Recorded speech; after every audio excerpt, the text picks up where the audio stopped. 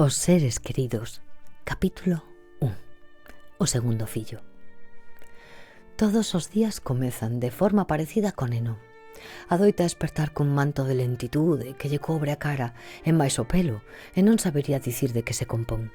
Se cadra porque non se compón de nada concreto, ou, cando menos, de nada que sexa posible apresar entre os dedos. Nótaselle na boca, que é torpe, e nas palabras, que parece que renacen coas súas formas primitivas. As palabras do neno, cando esperta, non son urxentes como na noite anterior. Di, por exemplo, «Mamá?» ou farfalla calquera tipo de saúdo, e faino como se fose un ruído fortuito, desprovisto de significado. Nótaselle tamén no xeito de agarrar coas mans o boneco co que dorme, e na forma de poñer os pés no chan. Camiña polo corredor ata a cociña como se descubrise o peso do seu corpo e calculase por primeira vez o tamaño dos mobles e a altura dos obxectos que alcanza. Despois bebe un vaso de leite que lle dou e, algunhas mañás, pide outro. Cando o neno era un bebé, ese manto tiña unha consistencia máis espesa. Parecía, de feito, algo material. De algún modo a xornada estragáballe parcialmente a frescura da cara e restáballe excepcionalidade a calquera dos seus xestos.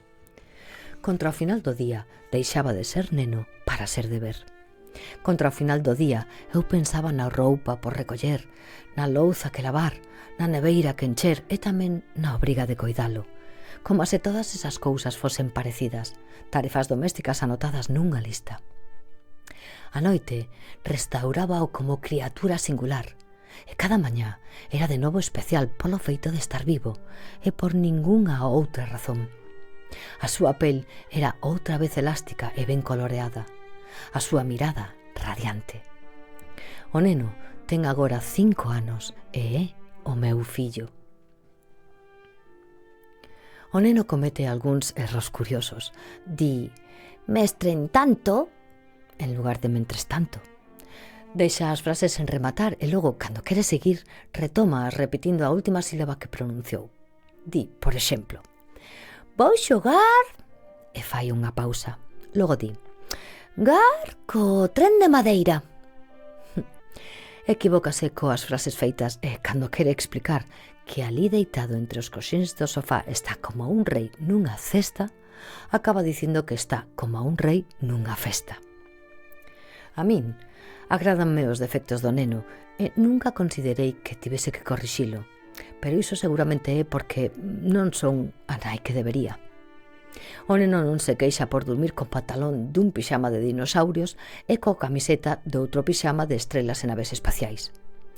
E non se queixa porque non o levase a cortar o pelo a semana pasada. Simplemente o aparta se lle cae sobre os ollos cando debuxa ou cando come, coa súa man de dedos grosos, e pasa a outro asunto. O neno nunca se queixa dos meus defectos porque non coñece como terían que ser as cousas.